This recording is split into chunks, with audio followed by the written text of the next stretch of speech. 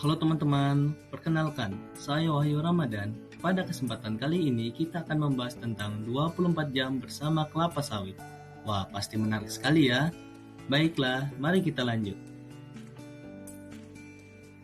Selama ini, kelapa sawit kerap diidentikan dengan komoditas crude palm oil atau CPO yang hanya menghasilkan minyak sawit mentah, minyak goreng, serta margarin saja. Padahal, industri minyak kelapa sawit jauh lebih besar daripada itu. Justru sudah menjangkau dari hulu hingga ke hilir. Ibarat dalam 24 jam, manusia telah tergantung dengan sawit dari produk turunan hingga olahannya. Sejak bangun pagi, masyarakat sudah bersentuhan dengan produk dari kelapa sawit. Akan tetapi, sangat disayangkan hanya sedikit masyarakat yang mengetahui produk turunan dari industri kelapa sawit. Salah satu contoh produk industri kelapa sawit yang belum banyak diketahui adalah produk kecantikan dan produk pembersih. Padahal, produk tersebut banyak ditemui pada masyarakat seperti sabun, sampo, deterjen, lipstik, dan lain sebagainya. Tidak hanya produk pembersih dan produk kecantikan saja, pada produk makanan juga sering kita jumpai olahan industri dari minyak kelapa sawit. Pada produk makanan yang sering kita konsumsi pada sehari-hari, seperti mie, coklat, dan roti, merupakan salah satu produk turunan dari olahan minyak kelapa sawit. Wah, banyak sekali ya. Wah, pasti teman-teman bertanya nih, apakah benar sih makanan seperti coklat, biskuit, roti, mie instan merupakan produk dari turunan olahan minyak kelapa sawit? Mari kita cek faktanya. Dilansir dari CNN Indonesia yang menyatakan bahwa seluruh produk dari biskuit, roti, dan mie instan merupakan salah satu produk hasil dari turunan minyak kelapa sawit. Wah, banyak sekali ya. Selanjutnya, produk dari hasil industri minyak kelapa sawit yang jarang diketahui masyarakat yang sering digunakan dalam kehidupan sehari-hari adalah biodiesel, yang merupakan bahan bakar utama dari kendaraan yang kita gunakan.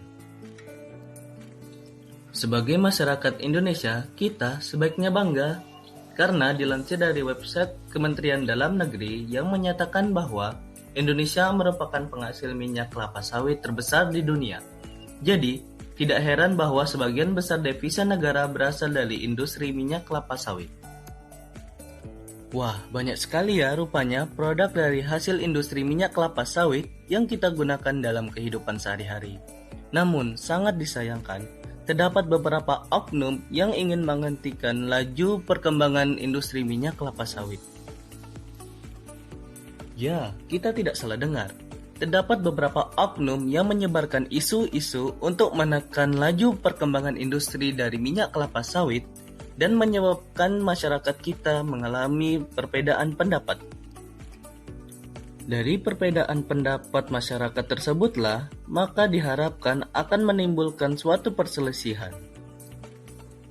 Dari perselisihan di tengah masyarakat tersebutlah, maka diharapkan akan menimbulkan suatu konflik yang dapat menekan industri minyak kelapa sawit tersebut. Untuk menyelesaikan konflik di tengah masyarakat tersebut, oleh karena itu, kita harus membandingkan fakta dengan isu-isu yang disebarkan di tengah masyarakat. Salah satu contoh isu yang tengah beredar di tengah masyarakat adalah industri minyak kelapa sawit merupakan industri yang berpotensi merusak hutan. Faktanya, kelapa sawit jauh lebih efisien dan produktif daripada tanaman penghasil minyak nabati lainnya. Selanjutnya, isu yang tengah disebarluaskan dalam industri minyak kelapa sawit adalah sumber daya manusia yang sering disalahgunakan. Padahal, pemerintah mewajibkan seluruh tipe usaha kelapa sawit harus mendapatkan sertifikat ISPO yang menjamin bahwa pradik produksi dilakukan mengikuti prinsip dan kaidah berkelanjutan. Nah, dari fakta-fakta tersebutlah, masyarakat diharapkan dapat mengetahui lebih luas tentang industri minyak kelapa sawit dan menyelesaikan konflik yang berada di tengah masyarakat. Dan kita sebagai masyarakat Indonesia, mari majukan industri minyak kelapa sawit Indonesia.